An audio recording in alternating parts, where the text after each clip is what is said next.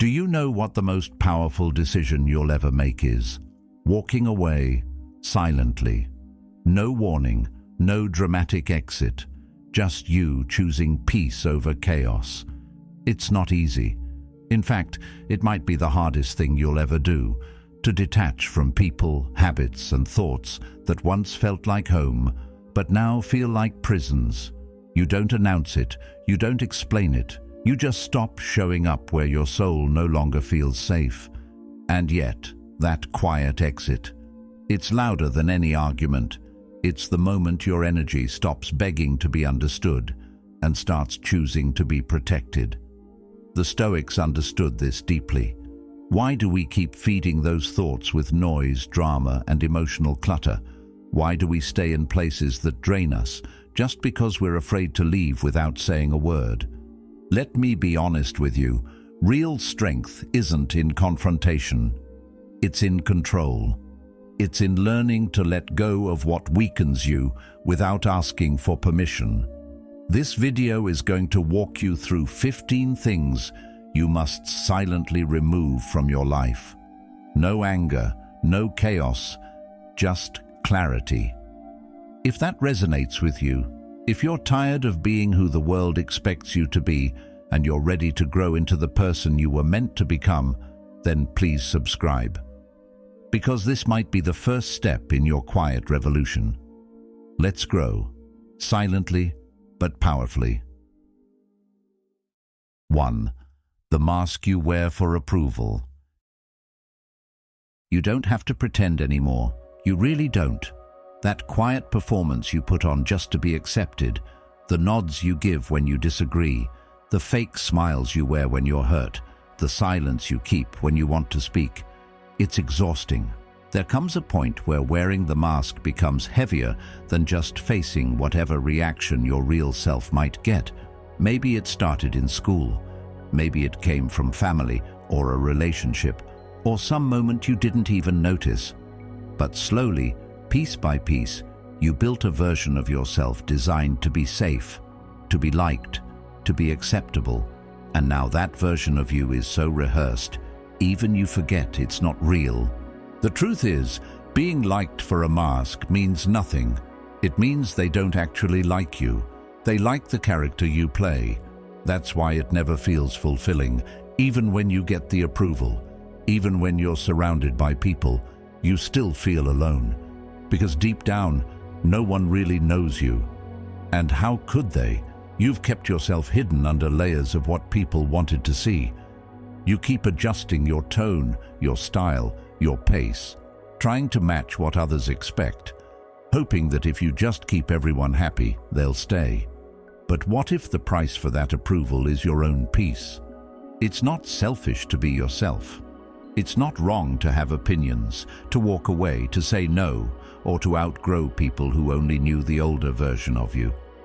If being real makes someone uncomfortable, that's their discomfort to carry, not yours. You weren't born to perform. You were born to live, to grow, to breathe fully in your own skin without apology. Yes, letting go of the mask will mean losing some people, but you're not really losing them. You're losing the illusion that they were meant for you, because anyone who only wants the version of you that pleases them was never interested in you in the first place. You can feel it when it's time to be real. Your body starts rejecting the act. You feel drained after every interaction that demands the fake smile. You feel hollow after agreeing with something that felt wrong. That's your inner compass screaming for freedom. The Stoics believed in alignment between thought, word, and action. When you say what you mean, when you act from truth, your soul breathes easier. Epictetus said, "If you wish to improve, be content to be thought foolish and stupid." Because sometimes the path to becoming your truest self starts with being misunderstood. And maybe that's the price of honesty, being misread. But it's worth it. Because what's the alternative? Living a life that isn't yours, chasing approval that never fills you, pretending forever. You weren't put here to be a watered-down version of yourself for someone else's comfort. You were put here to walk your own path, even if it's unfamiliar to others. And the strange thing is, when you start living as your real self, you don't just feel free.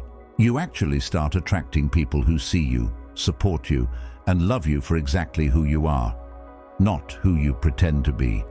It's a strange kind of peace. The peace that comes from no longer trying to manage everyone's perception. You stop replaying conversations in your head. You stop wondering what they think. You stop editing yourself.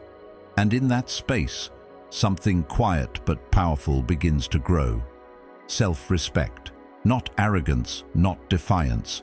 Just a calm confidence that says, "This is who I am. And I'm okay with that." You don't need to explain it. You don't need to justify it. You just need to live it. Letting go of the mask doesn't mean becoming harsh or cold. It means becoming whole.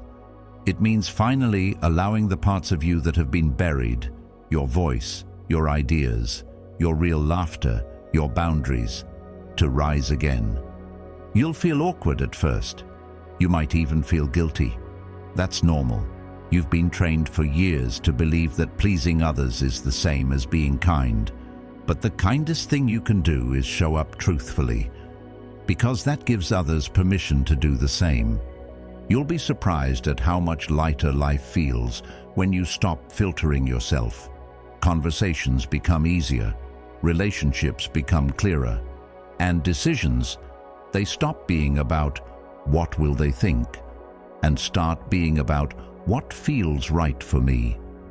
That shift is everything. It's not about becoming rebellious, it's about becoming real. No more nodding when you want to shake your head. No more laughing when something doesn't feel funny. No more saying yes when your body says no. You don't owe anyone the version of you that made them comfortable. Growth is uncomfortable. Truth is uncomfortable. But silence and pretending are worse. They chip away at you quietly until you don't even recognize your own voice anymore. So take the risk. Be misunderstood. Be too much. Be quiet. Be bold. Be unsure. Be evolving. But above all, be you. Let them call it strange. Let them call it selfish. Let them walk away if they need to. But you walk home to yourself. That's where your peace lives. That's where your real power begins. The day you drop the mask is the day you start living for real. 2. The excuse called tomorrow. Let's be real. "I'll do it tomorrow" has probably stolen more from your life than anything else. Not failure, not rejection, just delay. Quiet, harmless-looking delay. It's so subtle that you almost don't notice it. How often you trade today for a promise that never arrives. You convince yourself that you're waiting for the right moment, that things need to align, that you need a little more clarity, or time, or energy. But days turn into weeks, and weeks into years, and the dreams you swore you'd chase get buried under calendars filled with excuses. The most dangerous thing about tomorrow is how reasonable it sounds. It's not dramatic. It doesn't scare you. It just whispers, "Not now," and you believe it, again and again. What we often forget is that action doesn't require perfection. You don't need to have all the answers, or all the resources, or even all the courage. You just need to begin. There's a strange kind of freedom that comes when you stop waiting and start moving. Not rushing, just moving. One step, one small, imperfect action. That first move unlocks something inside you. Momentum, clarity, confidence. All the things you thought would come before action often only show up after it. Waiting won't bring certainty, but doing, that's where everything changes. You know what's worse than failure? Regret. Because at least when you fail, you learn, you grow, you build something real. But regret, that just eats away at you slowly. You look back and realize that the thing you were too scared to start could have been the thing that saved you, freed you, fulfilled you. You'll never be able to rewind the time you spent hesitating. And the truth is, most of the things you delay aren't delayed because of logic. They're delayed because of fear. Fear of not being good enough. Fear of being seen trying. Fear of starting small. But every master was once a beginner. Every great thing began clumsily. What makes it great is that it began at all. We live in a culture that glorifies hustle, but ironically, most people are just hustling in their minds. They plan, they imagine, they dream, but they rarely execute. The idea lives in their head for so long that it starts to feel real, even though it never left the ground. But nothing changes until something moves. That text you're afraid to send, that project you keep overthinking, that change you keep putting off, all of it is costing you energy just by sitting in your head. You carry the weight of what you're avoiding, and the longer you avoid it, the heavier it becomes. There's never going to be a day where everything is lined up perfectly. The fear will still be there, the doubts will still whisper, the obstacles won't vanish, but neither will your desire. And if it keeps coming back, that's not coincidence. That's your deeper self trying to break through the fog of excuses. You don't need a loud breakthrough. Sometimes the most powerful shift comes from a quiet decision. The decision to start, even if it's small. Even if it's awkward. Even if no one notices but you. Seneca once said, "While we are postponing, life speeds by."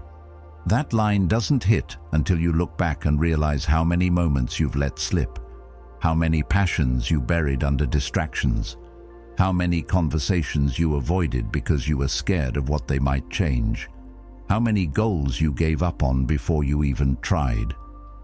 Time doesn't wait for clarity. It keeps moving, and you either move with it or watch it pass by. Start where you are. Use what you have. Don't underestimate the power of small actions. 5 push-ups today is better than fantasizing about a perfect workout routine next month. Writing 1 paragraph now is better than obsessing over the perfect novel outline forever. Calling someone you love, even if you don't have the right words, is better than rehearsing a perfect conversation that never happens. Action creates progress. Progress builds belief. And belief transforms everything. When you start doing the things you've been putting off, something strange happens. You stop being afraid of effort. You stop resenting discipline. You start respecting yourself. That self-respect is priceless. It's not about crossing everything off a list.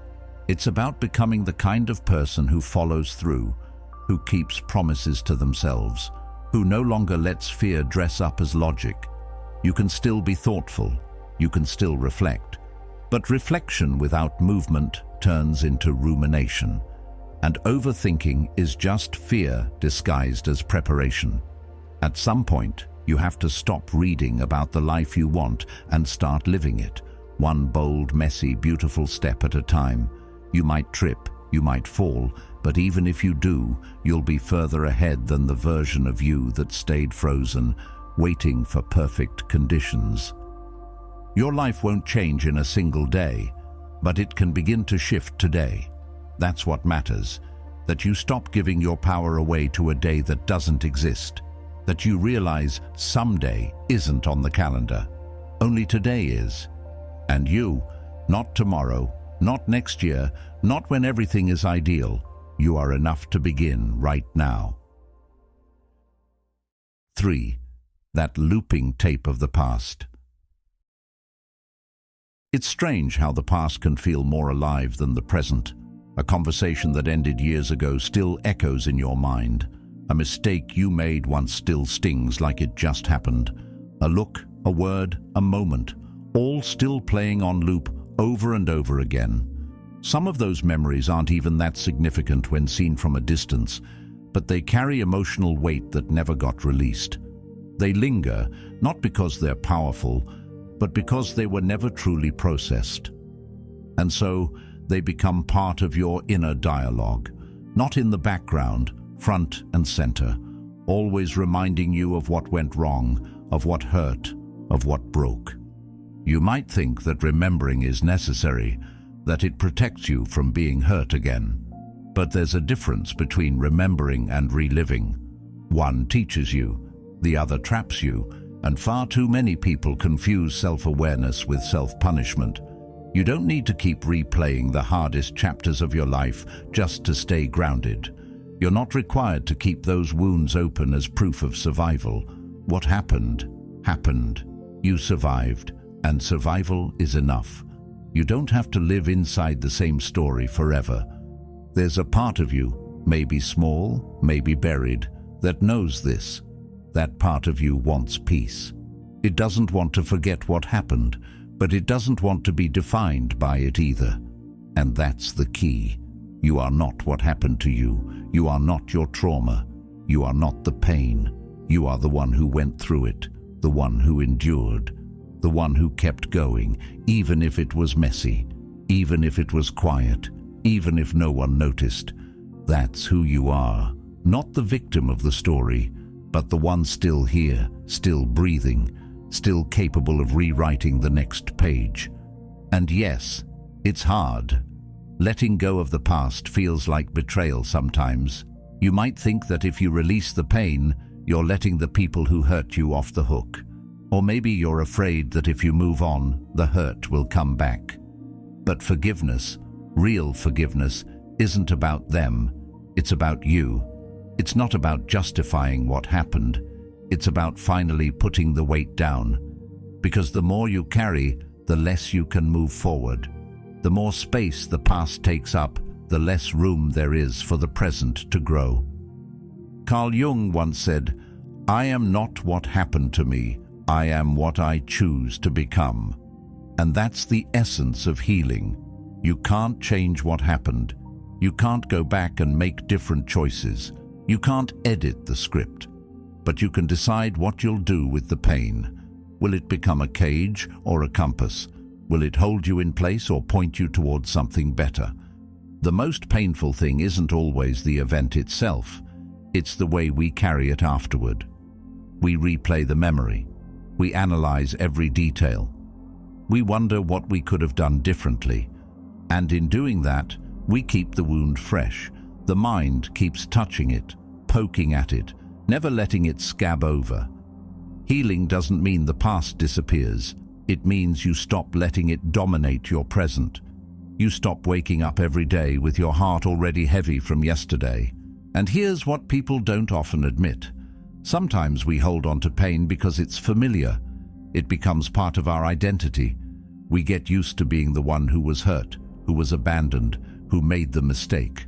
And without realizing it, we build our self-image around it. So the idea of letting go isn't just about peace. It feels like losing a part of ourselves.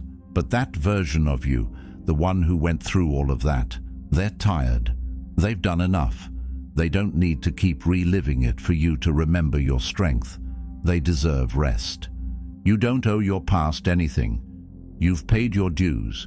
You've done the reflection. You've carried the lessons. Now it's time to carry only that. The lesson, not the burden. The wisdom, not the wound. The insight, not the pain. You are allowed to change your story. You are allowed to heal without seeking permission. You are allowed to be more than your worst moment. When you catch yourself going back, when the thoughts pull you into old guilt, old anger, old sadness, pause, breathe, acknowledge the feeling, and then gently remind yourself, that was then. This is now. It's not denial. It's a choice to not let something that already happened hurt you again today. The mind can be a relentless narrator. It loves to replay the parts it didn't understand, the parts that scared it, the parts that made no sense. But you are the one listening. And the moment you stop identifying with every thought, you begin to take your power back. You begin to choose new thoughts, thoughts that bring calm instead of chaos, thoughts that support you instead of sabotage you. There's no deadline for healing, but there is a cost for postponing it. Every day spent living in the shadow of what was is a day you don't fully step into what could be. And you deserve more than that. You deserve to wake up without that constant loop in your head. You deserve mornings that aren't heavy with old grief. You deserve to smile and not feel guilty for it. You deserve to move on, even if the world doesn't applaud it or understand it. You can honor your past without being chained to it. You can respect what shaped you without letting it define you. You can be grateful for the strength you gained without keeping the pain that built it. Letting go doesn't mean forgetting. It means choosing freedom. It means whispering to yourself, "I'm allowed to be okay now." And that is a kind of quiet courage the world desperately needs more of. 4. Emotional begging. There's a certain kind of silence that follows emotional begging. It's not the kind of silence you choose, but the kind you're left with after you've poured yourself out trying to be enough for someone who was never going to meet you halfway. You try harder, reach further, speak softer, love louder, and still they pull away. You think maybe if you just do one more thing, give one more piece of yourself, they'll finally stay. But the truth is, real connection doesn't require chasing. Love that needs to be begged for isn't love. It's approval wearing a mask. And approval is never worth your peace. Somewhere along the line, we were taught that love is earned. That we have to prove ourselves over and over just to be chosen. We got the idea that being good enough meant pleasing others, even if it came at the cost of our own emotional health. And so we learned to beg. Not with our words always, but with our actions, with our silence, with our lowered standards, with our willingness to keep accepting less while giving more. We beg by shrinking ourselves to avoid conflict, by staying quiet when our heart wants to scream, by smiling when we're breaking inside, hoping they'll finally see how much we're worth. But love isn't a transaction. It's not a prize you earn by sacrificing your self-respect. It's not something you qualify for by jumping through someone else's emotional hoops. If someone makes you feel like you have to work for their attention, their affection, their time, they're not offering love. They're offering a test. And you weren't made to live in a constant exam of your worth. You were made to be met, fully, freely, with respect.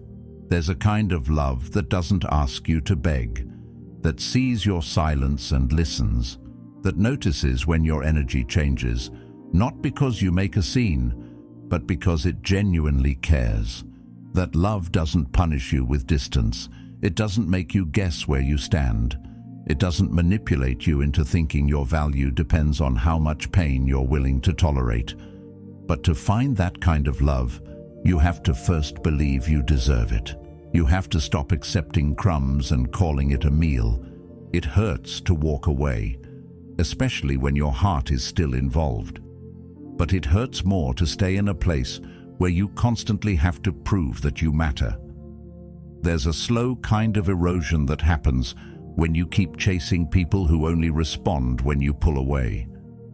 Your confidence starts to crack, your self-image gets blurry, and you begin to confuse instability with passion, manipulation with intensity, and inconsistency with love. That's how deep the rewiring goes when you live in a space of emotional scarcity.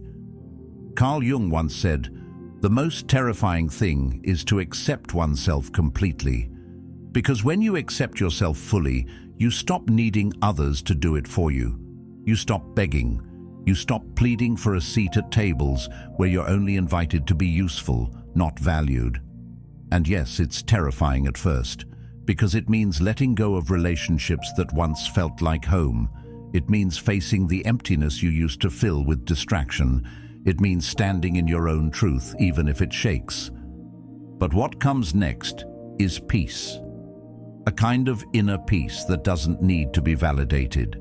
A love for yourself that doesn't rely on someone else's approval. You begin to move differently. You stop trying to convince people of your worth. You stop explaining yourself. You stop performing. You just are. And those who are meant for you will see you without needing the show. Sometimes the strongest thing you can do is stop talking, stop fixing, stop chasing. Let the silence speak for you. Let your absence explain what your presence once tolerated, not as a game, not as punishment, but as a boundary, a final act of self-respect. Because you were never supposed to feel like love is survival.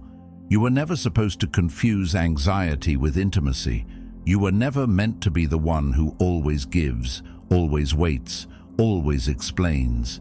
You are not half of anything.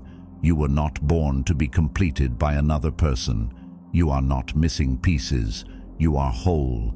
You have always been whole. And the people who cannot meet you where you are not your people. That doesn't make them evil. It just means they're not capable of giving what you need. And your job is not to teach them how to love you. Your job is to love yourself enough to walk away when they can't. This doesn't mean you close your heart. It means you protect it. You become more discerning, not more bitter. You learn to recognize the difference between someone who wants to love you and someone who wants to use you. You learn to sit with the discomfort of being alone rather than tolerate the pain of being unseen. And in that silence, in that solitude, you begin to heal. Healing doesn't come from chasing closure.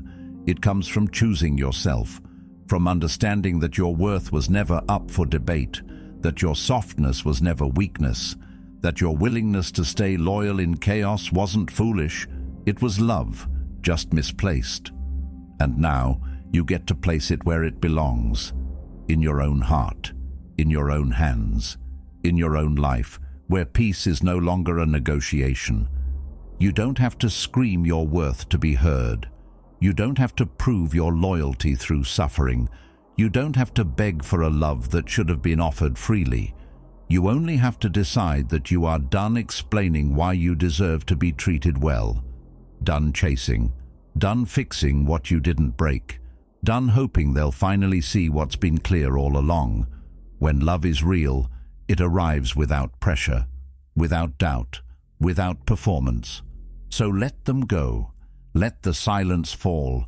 Let the peace come in like a quiet wave, washing over every part of you that used to fight for scraps. This isn't giving up. This is rising up. This is remembering who you were before you convinced yourself you had to be earned. This is the end of emotional begging and the beginning of something so much better. 5. Your imaginary catastrophes. You're not a fortune teller, and yet you live as if you are, forecasting disaster after disaster, writing mental scripts for conversations that haven't happened, rehearsing pain that may never come. Every time you imagine the worst, your body tightens, your breath shortens, and your peace drains out of you like a slow leak. You try to control the future by preparing for it in your mind, but all that's really happening is that you're suffering twice. Once for something that hasn't happened, and once again for letting the fear of it shape your present. There's something exhausting about constantly preparing for impact, like walking through life in a flinch, always bracing for the next bad thing. It becomes a habit. You start believing that worrying keeps you safe, that if you think about every possible outcome, you'll be ready. But worry doesn't prepare you. It paralyzes you. It robs you of the only time you ever truly have, now. And the truth is, most of what you fear never becomes real. Most of the imagined conversations don't happen. Most of the failures you dread never show up. And even when they do, they never play out the way you pictured. Because reality is rarely as cruel as fear makes it out to be. We often talk about fear like it's logical, like it's helpful. But fear doesn't show up with facts. It shows up with noise. It hijacks your attention and points it at things that are out of your hands. And once you're hooked, your imagination takes over. Suddenly you're predicting the end of relationships, the collapse of plans, the judgment of others, all based on shadows. But shadows aren't proof. They're just absence of light, and you have more light than you think. It's not your job to predict the future. It's your job to be present in what's real, to face what is, not what might be. And yes, it's uncomfortable. The unknown always is. But discomfort isn't danger. That's the mistake your mind keeps making. Just because something is unfamiliar doesn't mean it's unsafe. Just because you don't know how something will turn out doesn't mean it will go badly. In fact, the best things in your life probably began without certainty. You moved anyway. You chose anyway. You trusted anyway. Fear has a clever way of disguising itself as logic. It tells you that you're being cautious, responsible, realistic. But most of the time, you're just running mental simulations of failure and calling it preparation. You end up rehearsing heartbreak before love even has a chance. You imagine being judged before you've spoken. You fear losing something before you've even had the courage to fully hold it. That's not safety. That's self-sabotage wearing a mask. Marcus Aurelius wrote, "Today I escaped anxiety." Or no, I discarded it because it was within me, in my own perceptions, not outside. This wasn't just philosophy, it was survival. The understanding that your mind can either be your sanctuary or your prison. And every time you choose to believe your anxious thoughts without questioning them, you reinforce the bars around you. But what if you chose to challenge those thoughts instead? What if you let them pass without grabbing onto them? What if you stopped trusting every fear that walked through the door of your mind? Anxiety thrives on what-ifs, but peace lives in what is. What is real right now? What do you actually know to be true in this moment? That's where your attention belongs. Because your nervous system doesn't know the difference between imagined danger and real danger. So every time you dive into worry, your body responds like it's under threat. Your stress rises, your patience shrinks, your clarity disappears. And yet, nothing has happened. Not really. You've just been at war with your own thoughts. The most frustrating part is that most of us know this. We know worry doesn't help. We know overthinking is draining. But the habit is so strong, it feels automatic. That's where awareness steps in. Not judgment, just awareness. You notice the fear rise. You feel the spiral begin. And instead of following it down, you pause. You breathe. You ground yourself in what's actually in front of you. And slowly, you teach your nervous system a new language. One where safety isn't built on control, but on trust. Trust in your ability to respond, no matter what happens. Trust that you are more resilient than you think. That even if something goes wrong, you'll adapt, you'll learn, you'll grow. Because you've done it before. Every difficult thing you've faced, you got through it. Maybe not perfectly, maybe not without scars, but you're still here. And that means your fear is not the full story. You're not fragile, you're just tired. Tired of holding the weight of every possible outcome. Tired of playing chess with imaginary problems. Tired of believing that everything depends on your vigilance. Let that go. You don't have to see every twist and turn ahead of time. You just have to be present for the step in front of you. And then the next. And then the next. Life doesn't require prediction. It requires participation. So take a breath. Drop your shoulders. You don't need to solve tomorrow today. You don't need to protect yourself from a future that doesn't exist yet. All you need is the courage to show up for what's real. And what's real is this. You are safe in this moment. You are breathing. You are aware. You are capable.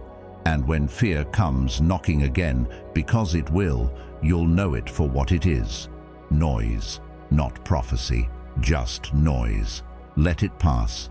Because the more you stay in the now, the quieter that noise becomes. And in that quiet, something beautiful begins to grow. A trust in yourself that no catastrophe, real or imagined, can take away. 6. Silent grudges that corrode you. Holding on to resentment feels like control, like if you just stay mad enough, guarded enough, cold enough, you won't be hurt again. You think that staying angry keeps you strong, that it creates distance between you and the people who did you wrong.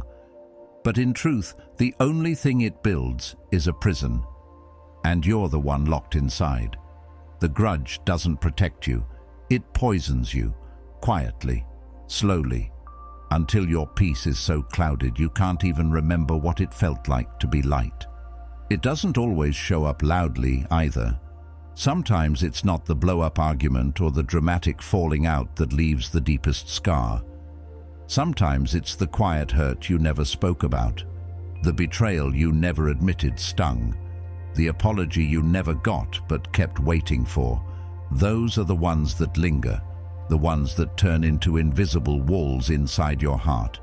You go about your day like everything's fine, but deep down, you're still holding on to something, a name, a moment, a memory that tightens every time it surfaces, and you tell yourself it's not a big deal, that you've moved on.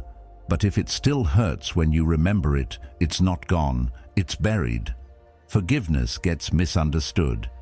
People think it's about excusing the behavior, letting someone off the hook, acting like it never happened. But forgiveness isn't about them, it's about you. It's about not carrying someone else's actions into your next chapter.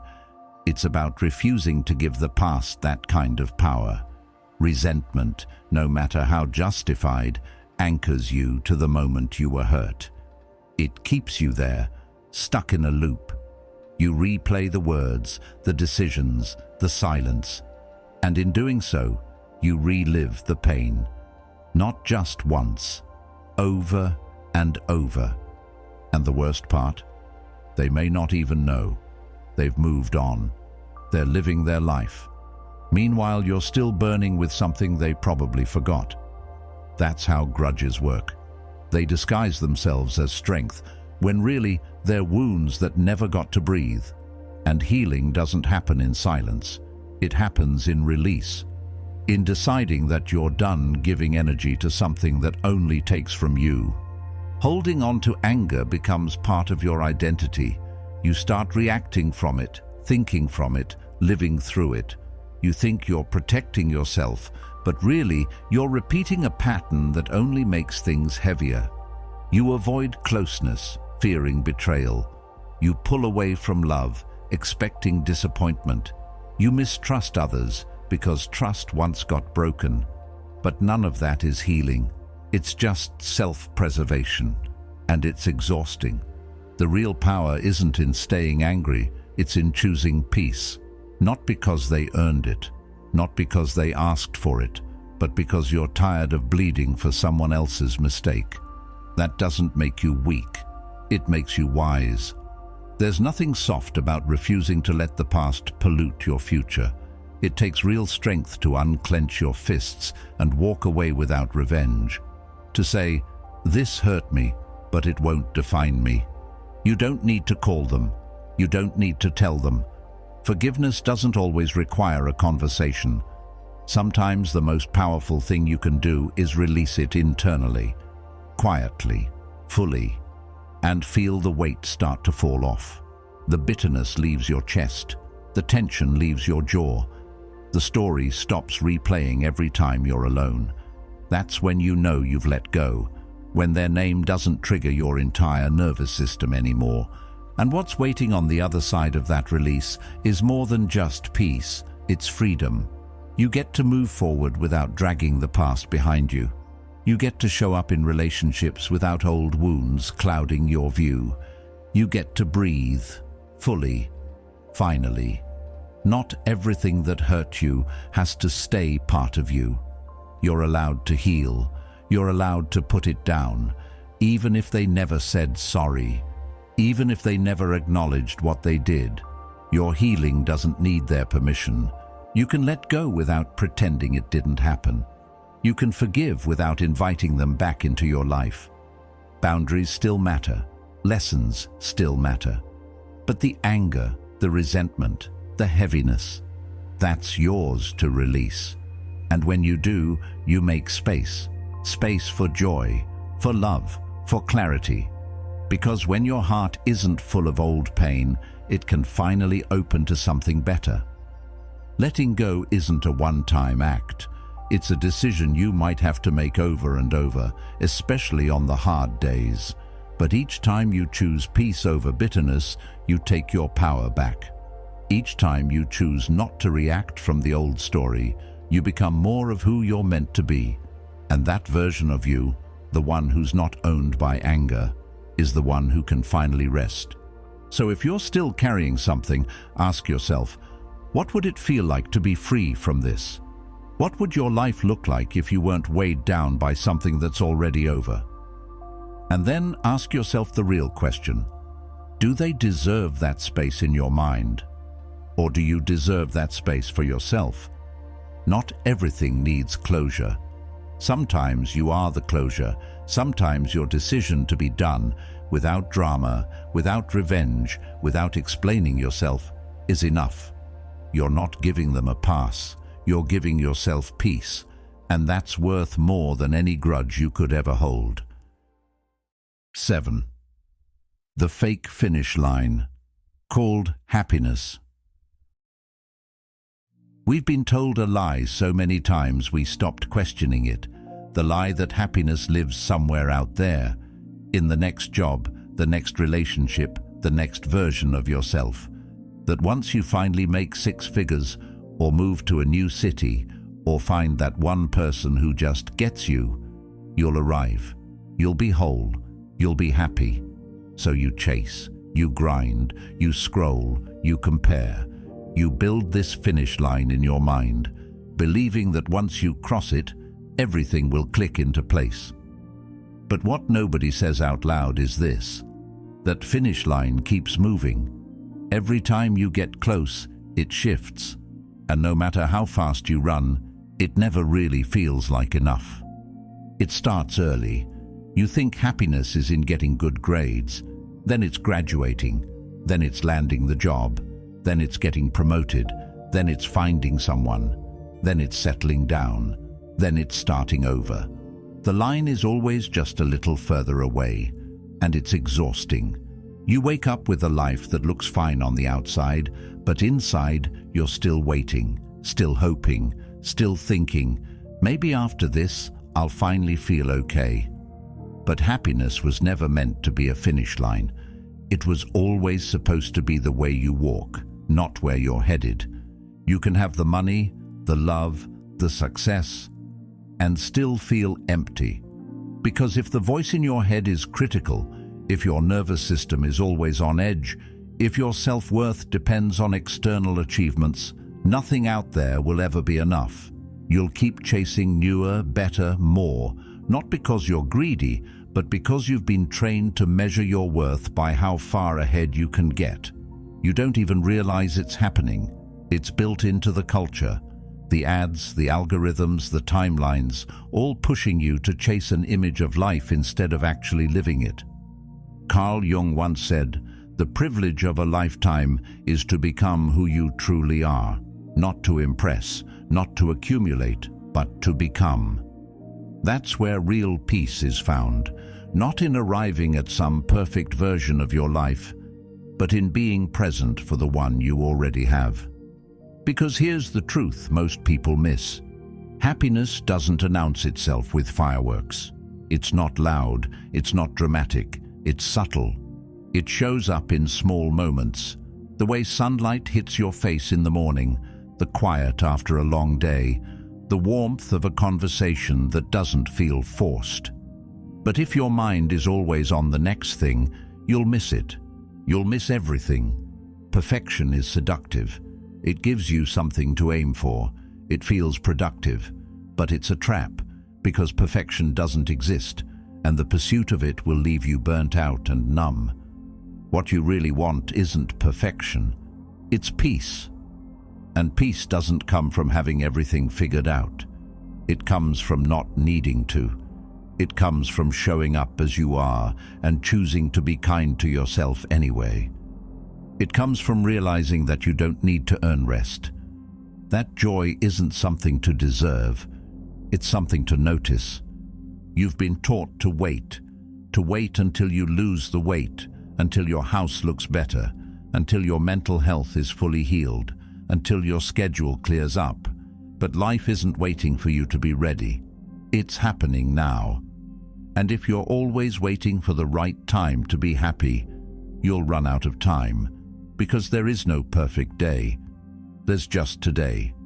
And what you do with it, how you speak to yourself, how you treat others, how you choose to see your own life, that's where happiness begins. It's not in the dream vacation. It's in the way you make your coffee. It's not in the applause. It's in the quiet sense of pride you feel after keeping a promise to yourself. It's not in the big wins. It's in the daily rituals, the way you ground yourself, the way you pause, the way you take a breath before reacting. These aren't small things. They're the real things, and they add up, slowly, quietly, until one day you look around and realize you're not chasing anymore. You're living. There's nothing wrong with goals. Growth is important. Dreams matter, but not at the cost of your presence, not at the expense of your peace. If the process of becoming is filled with self-loathing and anxiety, what kind of person will you be once you arrive? If you don't know how to feel content without the title, the partner, the recognition, will you even know how to enjoy it when it comes? That's the question no one asks, because we assume happiness will teach us how to live. But really, how you live determines how happy you can be. Your habits matter more than your highlights. Your inner dialogue matters more than your resume. How you treat people on an ordinary day says more about your life than any photo on your feed. And the most powerful shift happens when you stop asking, "When will I be happy?" and start asking, "How can I create joy today with what I already have?" That question changes everything, because it takes the power back. It puts you in charge, not your job, not your bank account, not your relationship status, you. So, chase peace, not perfection. Chase moments of meaning. Chase conversations that fill your soul. Chase habits that make you proud. Let the version of you that's always rushing take a breath. Let the one that thinks happiness is out there somewhere sit down and rest. You're already allowed to be happy, not because everything is perfect, but because you're alive, because you're trying, because in this moment, you're here. And that's enough. There is no finish line, just a series of moments. And in each one, you get to decide how you'll show up. Not for the world, not for some imaginary audience, but for you. So let happiness be something you build, not something you wait for. Let it be messy, let it be quiet, let it be now. 8. Explaining yourself to everyone. There comes a point where you get tired of explaining yourself, not because you're hiding anything, but because the truth of your life doesn't need an audience to validate it. You start realizing that not every choice needs a speech, not every decision needs a detailed backstory, and not every person who asks deserves an answer. You're not a courtroom. You don't owe the world a constant justification for why you are the way you are, why you chose to stay, why you chose to leave, why you changed, why you didn't. The pressure to explain often comes from a deep need to be understood. And that makes sense.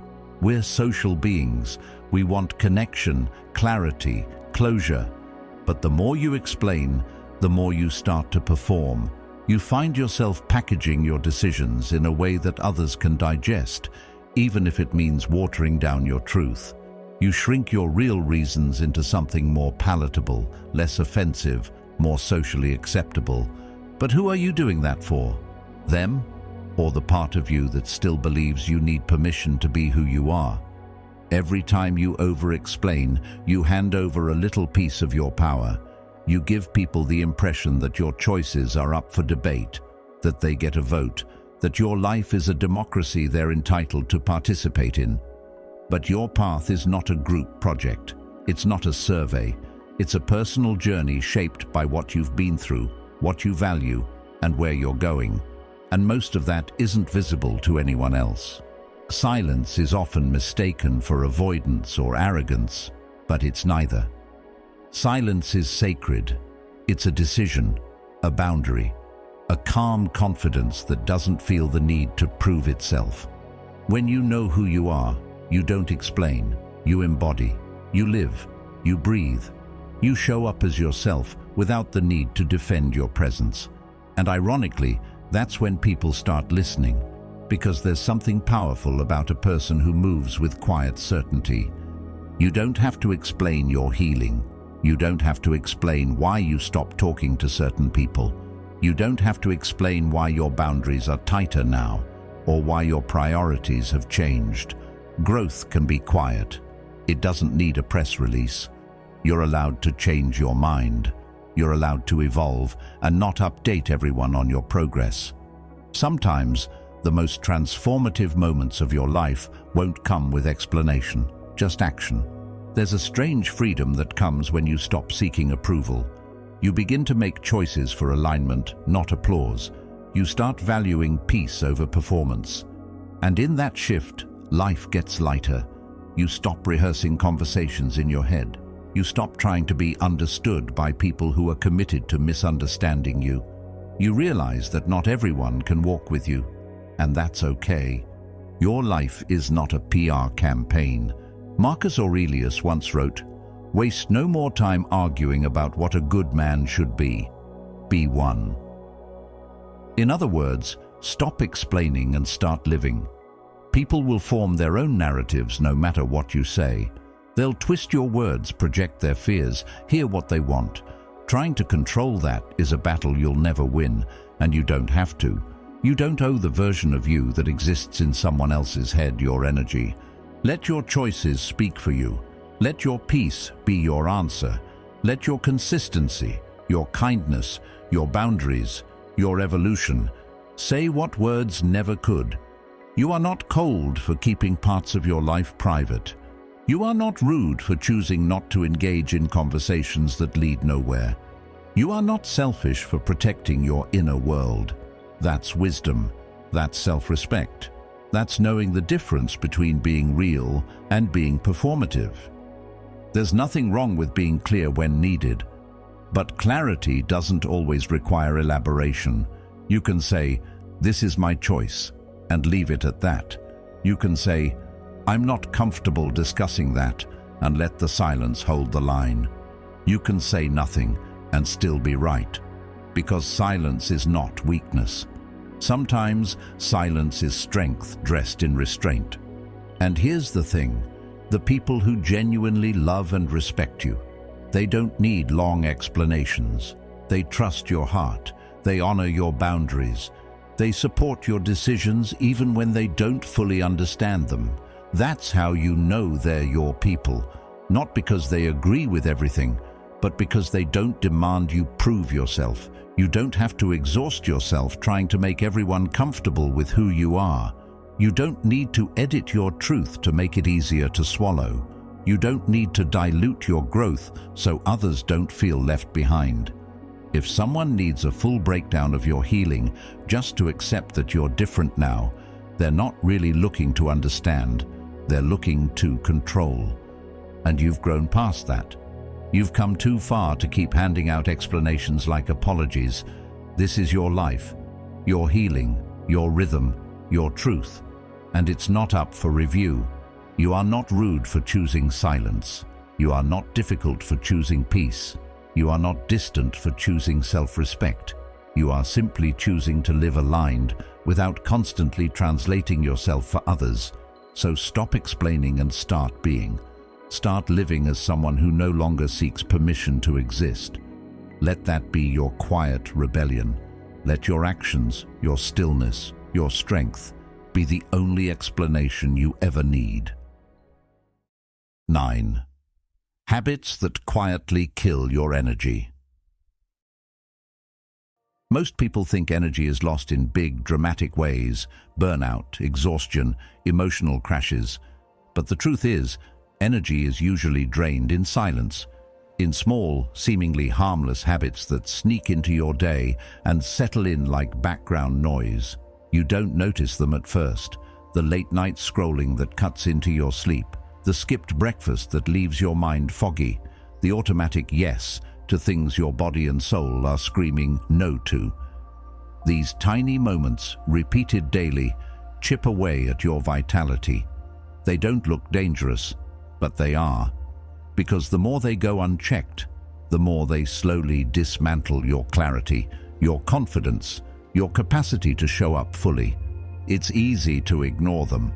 Easy to call them normal. After all, everyone's tired, everyone's busy, everyone's overstimulated, so you tell yourself it's just part of life. But over time, the cost becomes undeniable. You wake up heavy, not just in body, but in spirit. You feel behind before the day even begins. Your mind feels cluttered, your decisions feel harder, and your willpower feels like it's on its last leg. And yet, the external pressures keep pushing: deadlines, relationships, responsibilities. So you keep running on fumes, hoping no one notices how close you are to shutting down completely. And here's the thing: most people think they need a complete life overhaul to fix it. A brand new routine, a bulletproof morning plan, a fitness transformation. But real change doesn't start that way. It starts with one decision, one habit, one small act of reclaiming your energy. Because energy isn't just about what you eat or how long you sleep. It's about what you tolerate, what you consume, what you allow into your mental, emotional, and physical space without realizing how heavy it actually is. You say yes out of politeness, and suddenly your week is packed with obligations that leave you depleted. You open your phone for 5 minutes, and 40 minutes later, you're deep in someone else's drama, comparing lives, absorbing noise, forgetting what you even picked the phone up for in the first place. You skip water because you're too busy, forgetting that a dehydrated brain is an unfocused brain. You push off movement because rest feels more convenient, not realizing that motion isn't punishment, it's fuel. These aren't small issues, they are signals, and ignoring them doesn't make you stronger, it makes you silently sink. Carl Jung once said, "Until you make the unconscious conscious, it will direct your life, and you will call it fate." That's exactly what these habits do. They operate just beneath awareness, shaping your mood, your thoughts, your motivation, until you begin to believe that feeling drained is just who you are. But it's not who you are. It's the sum of what you repeat. And the most powerful shift happens when you stop accepting fatigue as your identity and start treating it like a signal for change. You don't need to change everything overnight. That's the trap. That's what keeps people stuck. The illusion that if you can't fix it all right now, it's not worth starting. But it is. Because momentum doesn't come from motivation. It comes from action. From choosing to break one small pattern today. Drink water first thing. Stretch your body for 5 minutes. Say no to something you always say yes to out of guilt. Set your phone down 30 minutes before bed. These aren't just healthy habits, they're declarations, proof that you're no longer willing to betray yourself in the name of convenience or approval. It won't feel easy at first. In fact, it might feel pointless. One glass of water doesn't change your life, one walk won't fix your stress, but it sends a message to your mind and body: I am paying attention now. And the more consistently you follow through on those tiny promises, the more you start trusting yourself again. That trust builds self-respect, and self-respect fuels discipline, and discipline is what unlocks the energy you've been missing. So much of your strength is buried under habits you've normalized. You think your motivation is broken, but maybe you're just tired from carrying too many things that don't belong to you. Maybe your body isn't lazy. Maybe it's just done asking nicely. Maybe your mind isn't foggy because you're weak, but because you've been overstimulated and undernourished for too long. The change you're craving isn't as far as it seems. It just looks smaller than you expected. Cut one thing today that drains you. Just one.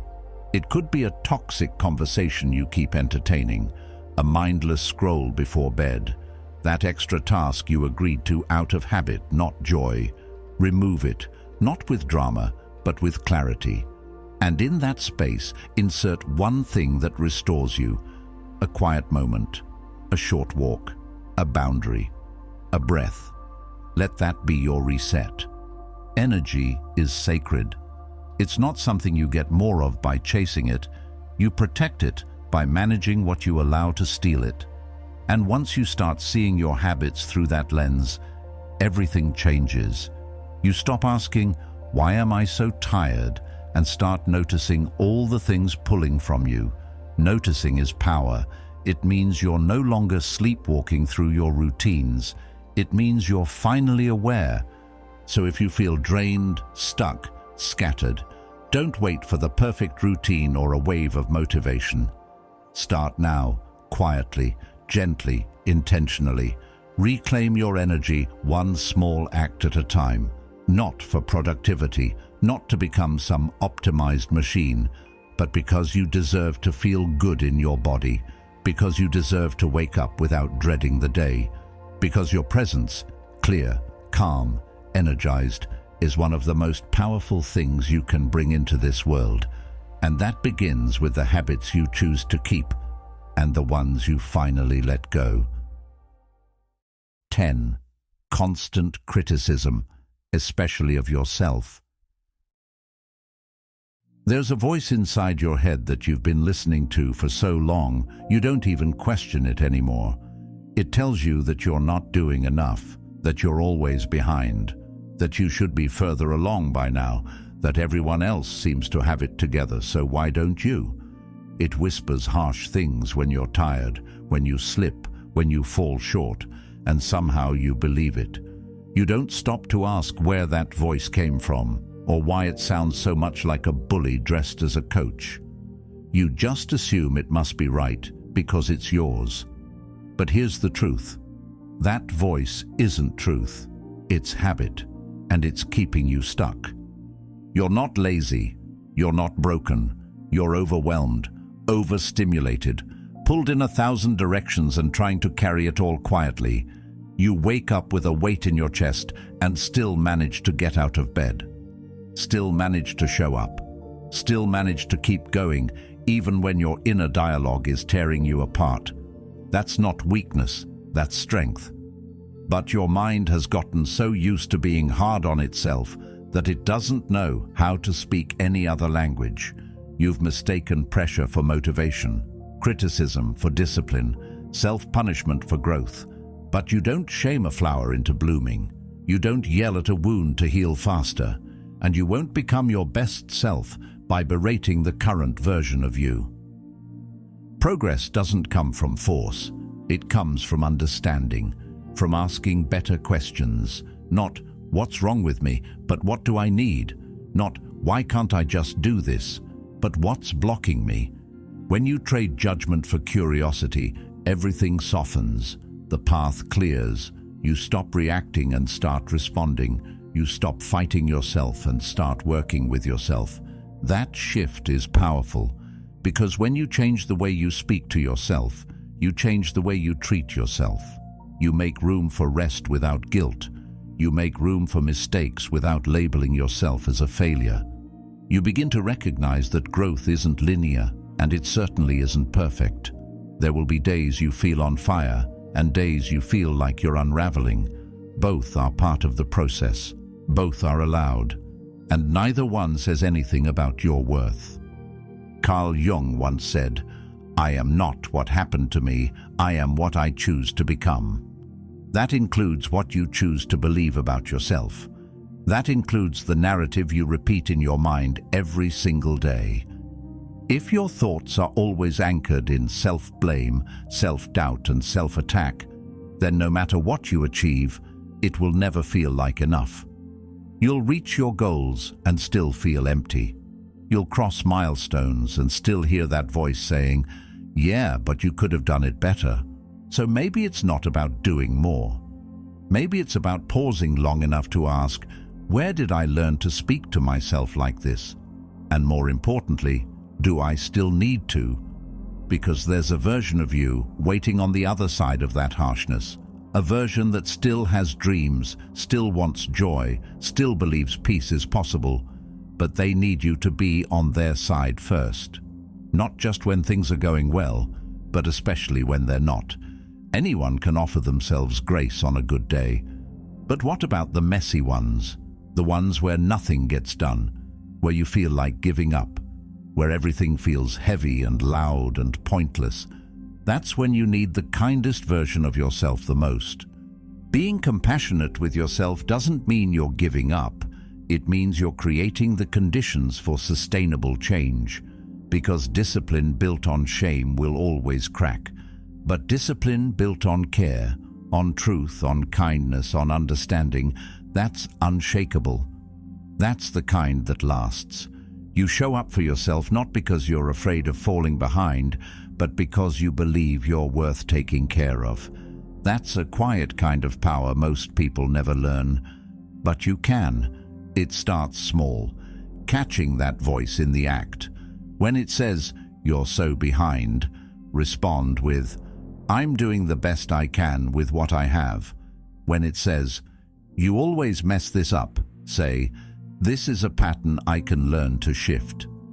It's not about fake positivity, it's about truth. And the truth is, you're carrying a lot. You've come a long way, and you're still here, still trying. That deserves more credit than you're giving yourself. The world will always be quick to judge, to demand, to expect. So don't become another critic in your own life. Be your anchor, your reset, your reminder that you don't need to earn rest or prove your worth, or explain why you're struggling. Struggle is human. Rest is human. You are human. And humanity was never meant to be a performance.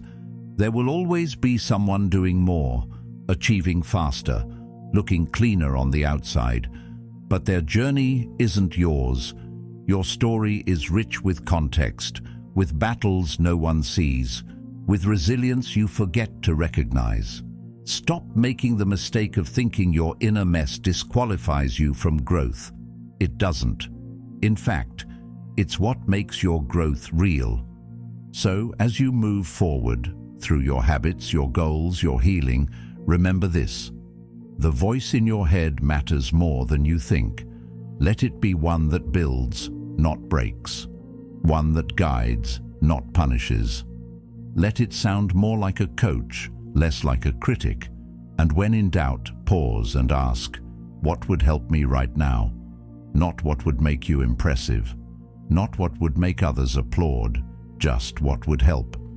That question, asked consistently, will take you further than any harsh inner monologue ever could, because compassion isn't weakness, it's fuel for everything you're becoming. 11. The need to always be right. There's a strange pressure that creeps in when we feel the need to always be right. It's subtle at first, a slight tension in your chest when someone questions your opinion, a reflex to explain yourself when no one asked, that feeling that if you let something go unchallenged, you've somehow lost. But the truth is, being right isn't always the victory it appears to be, because what it often costs you is far more valuable than proving a point.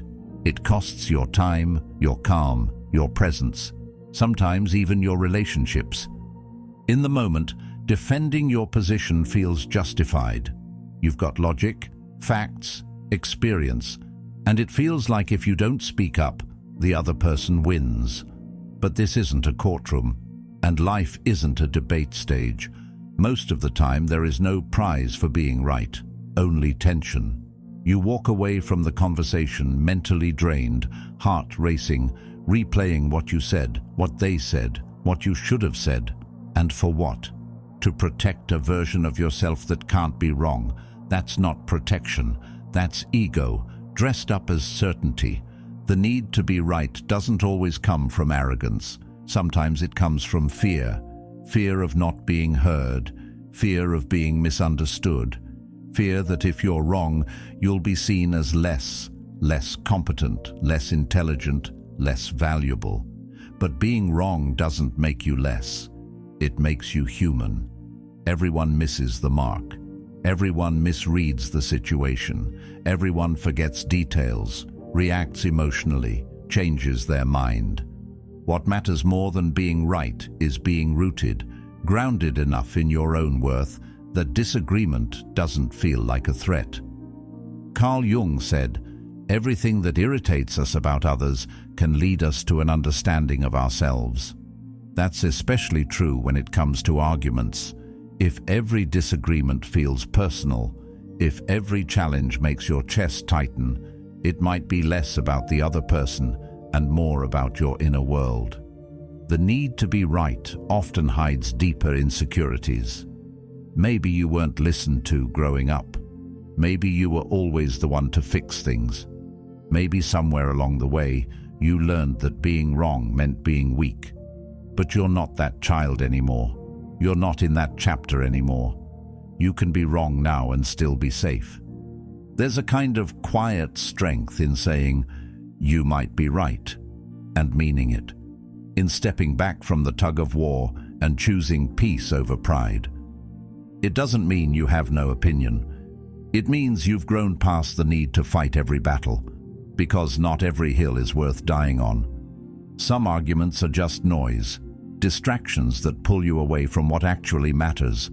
And in those moments, the strongest move isn't to win, it's to let go.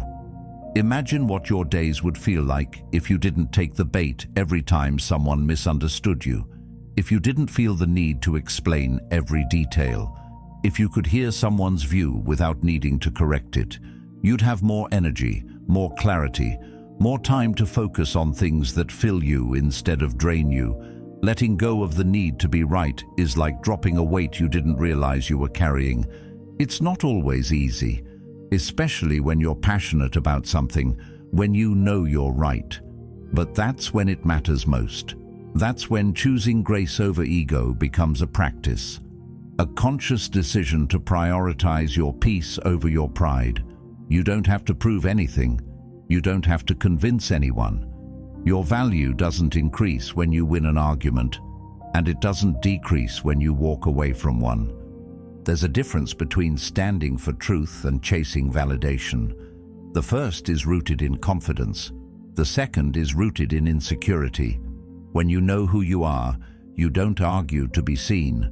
You speak to be clear, and if that clarity isn't received, you move on. You don't cling. You don't spiral. You don't waste hours trying to fix what doesn't want to be understood. You keep your energy. You protect your focus. And in doing that, you build something stronger than the illusion of control. You build inner peace. You realize that your opinion doesn't need an audience to be valid, that your perspective doesn't lose value when someone else disagrees, that the goal isn't to be right. The goal is to be free. Free from overthinking, free from over-explaining, free from the emotional tug-of-war that keeps you tethered to people's approval. It's not about being passive. It's about being wise, about knowing when to engage and when to let it pass, about choosing your peace over your pride, about saying less and meaning more. Because the loudest voice in the room isn't always the one that's right. Sometimes it's just the one that hasn't learned to listen yet. You can still hold your values, still express your thoughts, still stand up for yourself, but you don't need to do it with clenched fists and tight jaws. You can do it with calm, with clarity, with quiet confidence that doesn't need to shout to be heard. And when someone tries to pull you into a power struggle, you simply don't go. Because you know what's at stake, your energy, your balance, your time, and those things are worth more than any temporary win. So let them think what they want. Let them believe they're right. Let the conversation end without the last word. You don't lose anything by walking away with your peace intact. If anything, you gain something far greater: freedom. And with that freedom comes the space to grow, to listen, to reflect, to choose your battles wisely and your silence intentionally. Because when you stop needing to be right, you start being real. And being real, grounded, present, self-aware, that's where your power lives. 12. Comparing yourself to everyone online. It's easy to lose track of yourself when you're constantly seeing curated snapshots of other people's lives. You open your phone and in seconds you're flooded with images of perfect bodies, perfect homes, perfect relationships, perfect careers. Everyone seems to be moving faster, looking better, doing more. It's subtle at first, that tightening in your chest. You weren't feeling bad about yourself before, but now you're questioning everything. Your pace, your progress, even your worth. Not because anything changed, but because your mind was hijacked by comparison. We live in a time where it's normal to scroll through hundreds of lives before breakfast, where success is measured by likes, bodies by filters, and happiness by posts. And even though deep down we know it's not real, that it's just the trailer, not the full movie, it still gets to us. Because the brain doesn't filter reality when it's under pressure. It doesn't say, "This is staged." It says, "Why am I not there yet?" And just like that, your peace evaporates. You were proud of your progress until you saw someone else's before and after. You were content with your life until someone else's joy looked shinier. But here's the truth that cuts through all that noise. You are not behind. You are not late. You're not in the wrong place. You're walking a different path, one that's only visible to you. And because it's yours, no one else can validate it or compare it. The moment you start seeing yourself through someone else's timeline, you lose the thread of your own story. And that's a story worth staying connected to, because it's real, it's messy, it's honest, and it's yours. When you finally stop comparing and start accepting, something inside you shifts. You start owning your pace. You begin to trust that just because it hasn't happened yet doesn't mean it never will. You understand that timing isn't universal, it's personal. You realize that real transformation doesn't always look like a viral moment. Sometimes it's quiet, sometimes it's slow, but it's always meaningful. Comparison steals more than joy. It steals identity. It makes you question your instincts, doubt your choices, and slowly you start shifting your goals to match what you think will be most impressive instead of what feels most aligned. But impressing people who don't know the full picture will never fulfill you, because even if you get to that milestone, it won't feel like yours. It'll feel like you borrowed someone else's definition of success and wore it like a costume. The best glow-ups. They don't happen online. They happen in private, in silence, in the in-between moments when no one's watching and you're just doing the work, healing, learning, building, resting. That's where the real change takes root. Not in likes, not in comments, not in public validation, but in the invisible layers of your growth that no algorithm will ever capture. And if you stay grounded in that, nothing anyone posts can shake you. Start muting what makes you feel small. You don't need to explain it. You don't need to apologize for protecting your mental space.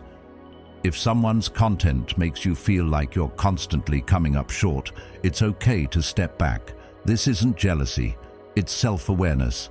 It's saying, I need to hear my own voice louder than everyone else's right now. And that's not selfish. That's survival in a world that profits off of your insecurity. Your worth is not based on visibility. Your value doesn't increase when more people see you. In fact, some of the most meaningful parts of you can only be nurtured when you're not being watched, when you're offline, when you're not trying to prove anything. The parts of you that need the most care often grow best in stillness, away from comparison, away from performance, just real time with yourself. You have no idea what someone else had to sacrifice to get what they're showing off. You don't know their story, their struggle, their doubts. Social media doesn't show the breakdowns, the panic attacks, the lost friendships, the sleepless nights. It shows the highlight, and if you're comparing your behind the scenes to their edited preview, you're always going to feel less. But you're not less. You're just seeing the tip of their iceberg and comparing it to the entirety of yours. So instead of scrolling to measure yourself, scroll to learn, scroll to laugh, scroll to connect. But don't scroll to assess your value, because nothing out there will ever tell you what your heart already knows. That you're on your own timeline, with your own rhythm and your own kind of magic. And when you honor that, you begin to move differently, more grounded, less reactive, less needy for external confirmation. What if you just trusted your process? What if you believed that your slower days were still sacred, that your small steps still mattered, that your story, with all its pauses and plot twists, is still unfolding exactly as it's supposed to? There is no universal blueprint for becoming. The pressure to keep up only exists if you keep looking sideways. The moment you look inward, the race disappears. All that remains is your path, and that path is worth staying on, even when it's quiet, even when no one claps for your progress, even when someone else's journey looks louder. Because your journey, it's real, it's raw, and it's leading somewhere beautiful. Keep going, not to catch up, but because you finally realize you were never behind to begin with. 13. Overcommitment and people-pleasing. There's a version of you that learned to say yes before even thinking. Not because you always wanted to, but because somewhere along the line, you started believing that your value came from being needed. That if you could keep everyone happy, no one would leave. That if you just stayed available, agreeable, accommodating, you'd avoid conflict, disappointment, and rejection. So you kept saying yes. You took on one more task, one more favor, one more commitment, even when your body was begging for rest, even when your mind was drowning in noise. And the scariest part is, people got used to it. They stopped asking if you had time or energy. They assumed you'd be there because you always were. But you're not a machine. You're not built to constantly give, to stretch, to absorb, without ever pausing to receive. You're human. You need stillness. You need boundaries. You need to hear your own voice again after weeks or months of trying to meet everyone else's expectations.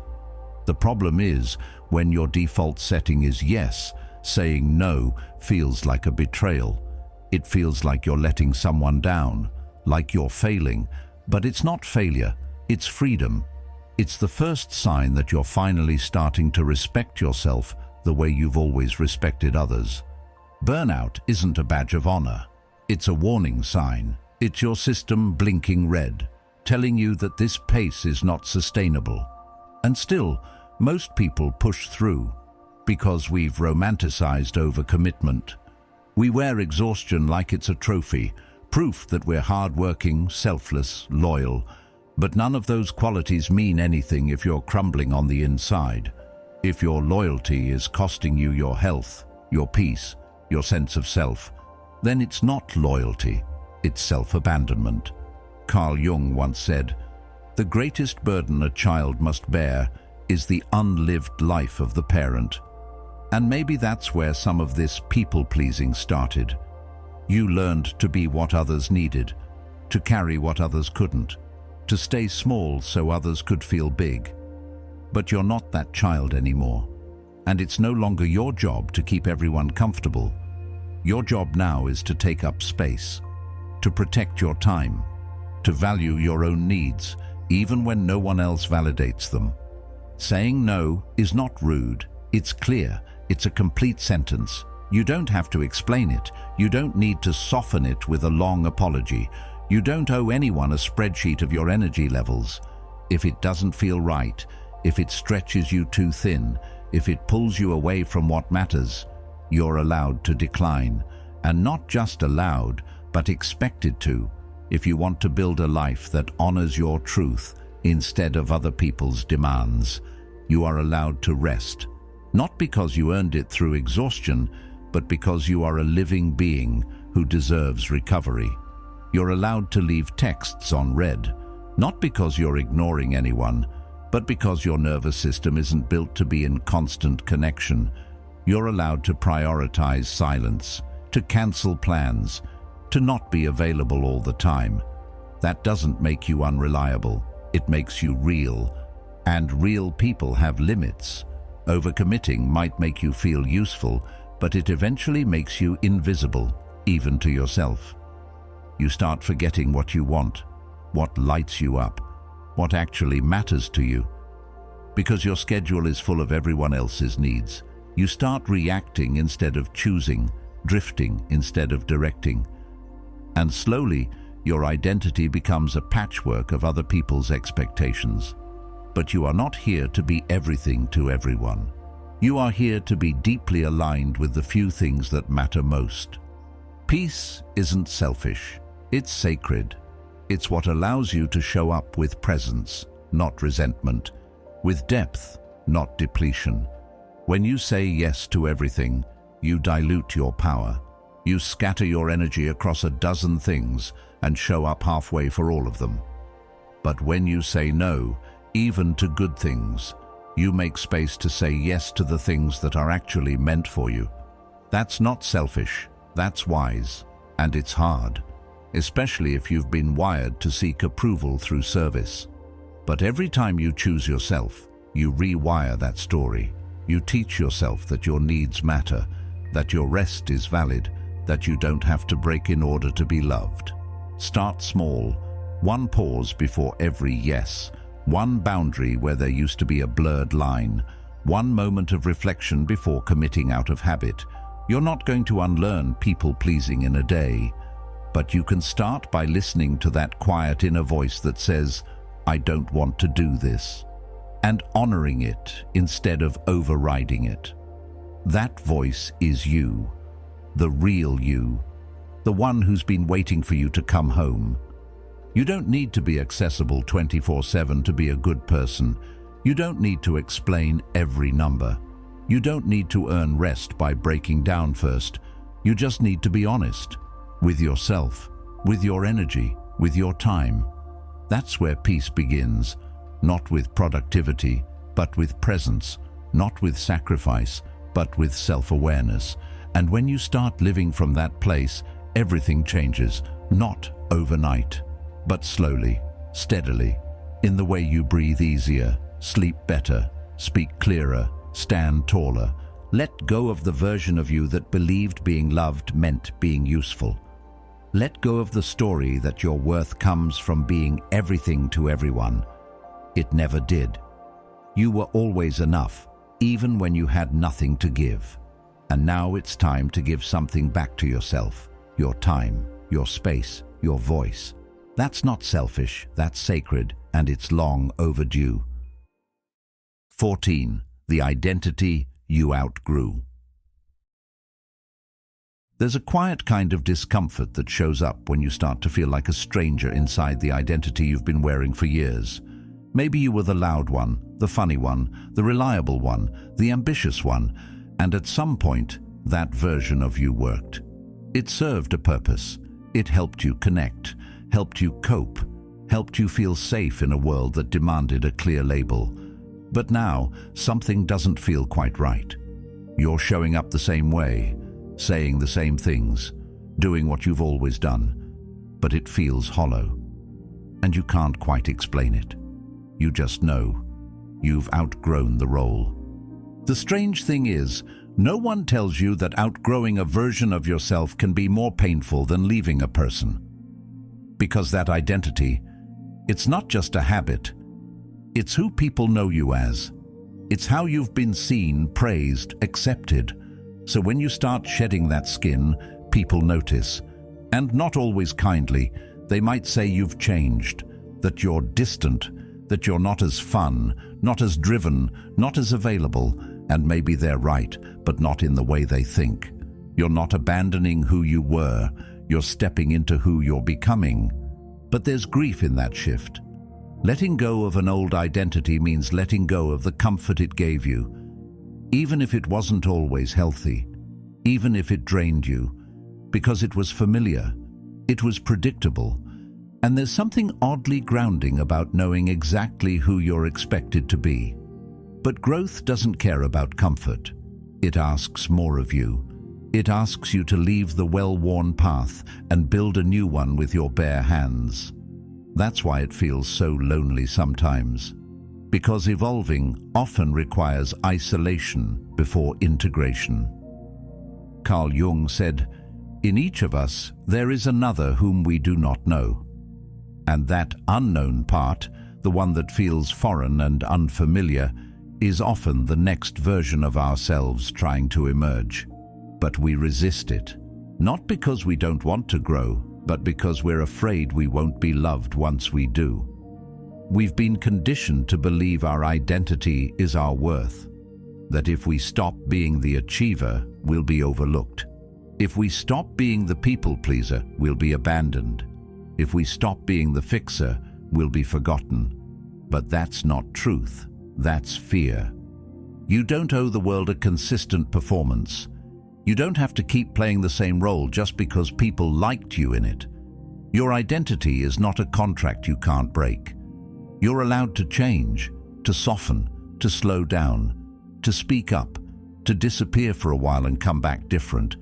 You're allowed to grow out of places, people, mindsets, and you don't need anyone's permission to do it. The most dangerous thing you can do is stay loyal to an old version of yourself out of guilt. Just because that version helped you survive doesn't mean it's the one that will help you thrive.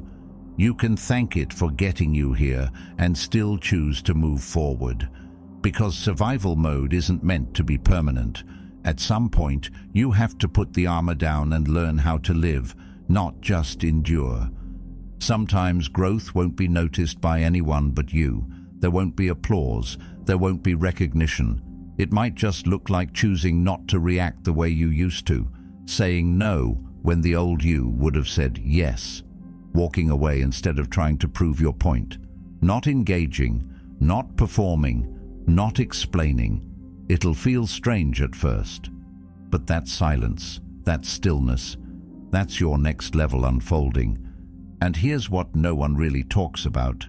The people around you might not celebrate your growth, because your transformation forces them to confront their own.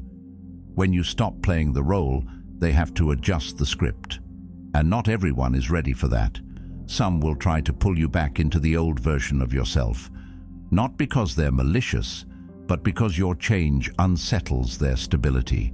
They liked the you they could predict, the one who fit neatly into their life.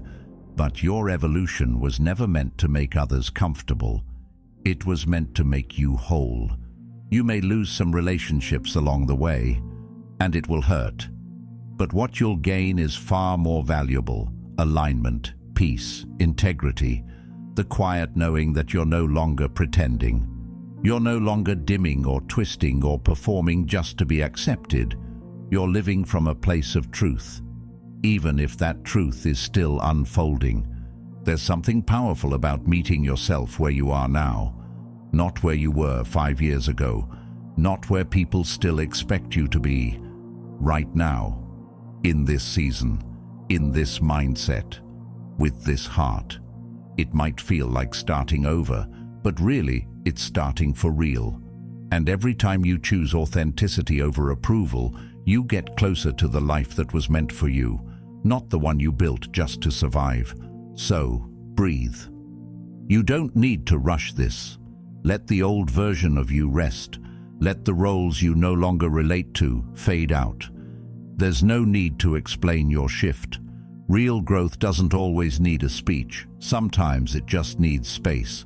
And you, more than anyone, deserve to take up that space fully, unapologetically, and without guilt. You're not lost. You're just no longer limited. Let that be your new beginning. 15. The fear of starting over. Starting over doesn't mean you failed. It means you were brave enough to admit something wasn't right, that something needed to change, and that takes more courage than anyone ever gives credit for. See, there's this idea that progress is always a straight line, that once you start walking down a path, you're supposed to keep going no matter what, even if it starts to feel wrong, even if the road gets darker, heavier, more disconnected from who you really are. People will tell you, stick with it, be consistent, don't quit. But what they don't tell you is that sometimes continuing is the real trap, and starting over is the way out. We associate beginnings with loss, with wasted time, with shame. We look at the years we spent in the wrong job, the wrong relationship, the wrong version of ourselves, and we tell ourselves it was all for nothing. But what if it wasn't? What if every misstep was preparing you to start again more wisely, more consciously, more aligned? You're not going back to square one. You're returning to yourself, but this time with experience. The fear of starting over is really the fear of the unknown, of letting go of what's familiar, even if it's painful. We tell ourselves, I've come this far, I can't just walk away. But here's the truth. If where you've come to doesn't feel right, why keep going? Who are you proving anything to? It's not weakness to pivot, it's wisdom. It means you're finally listening to yourself, not your ego, not other people's expectations, but the quiet truth that's been whispering, this isn't it. Seneca once said, every new beginning comes from some other beginning's end. And that's the part most people struggle with, the ending, the letting go. Because even if it's hurting you, there's comfort in the known. You knew who you were in that place, that job, that role. Starting over means stepping into something unformed, unpredictable. It means becoming a beginner again. And for most of us, that's terrifying. But it's also where freedom lives, because when you no longer need to carry the weight of who you were, you become free to explore who you can be. It's important to understand that starting over isn't always dramatic. Sometimes it's subtle. It's waking up one morning and deciding not to tolerate disrespect anymore. It's turning down a job offer that looks good on paper but feels wrong in your gut. It's letting go of a friendship that drains more than it gives. It's not always quitting your job or moving to a new city, though it can be. Sometimes it's simply allowing yourself to dream again after you stopped believing you were allowed to. But we delay these resets because we convince ourselves we're too far in, too old, too late, too tied up in our past choices. That kind of thinking chains you to a future you don't even want. And it steals the only thing that really matters, your peace. If the life you're living is costing you your peace, then it's too expensive. And no amount of sunk time, no amount of should've or what if can justify staying stuck when your soul is asking to move. You don't need permission to change direction. You don't need a dramatic breakdown or a rock-bottom moment to justify a reset. You can simply decide, today, that the version of you who got here isn't the one who's going to take you forward. And that's not betrayal, that's evolution, that's growth. Starting over is less about changing everything and more about changing the intention behind everything. You may still live in the same city, still have the same job, but your mindset, your boundaries, your purpose, those things can shift. And when they do, they change everything around them. Because when you show up different, the world meets you differently. Opportunities you couldn't see before start to appear.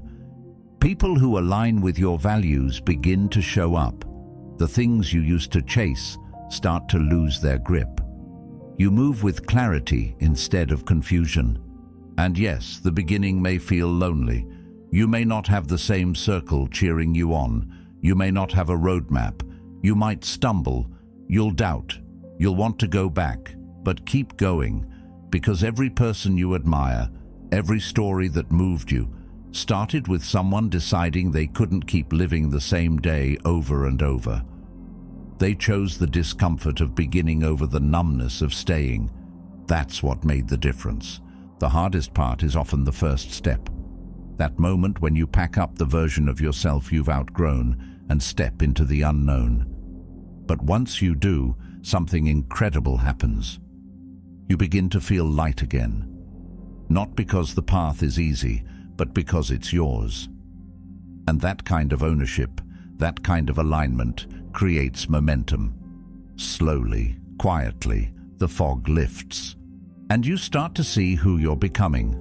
Not someone brand new, but someone more honest, more whole. So don't fear the reset. Don't let the voice in your head tell you it's too late, or too risky, or too selfish. Listen instead to the part of you that's tired of pretending, that's exhausted from performing, that's quietly craving a new chapter. Let that voice lead, because it knows the way. You are not meant to shrink yourself to fit into a life that no longer fits. You were meant to expand, to evolve, to rise. And sometimes, the only way to do that is to start again.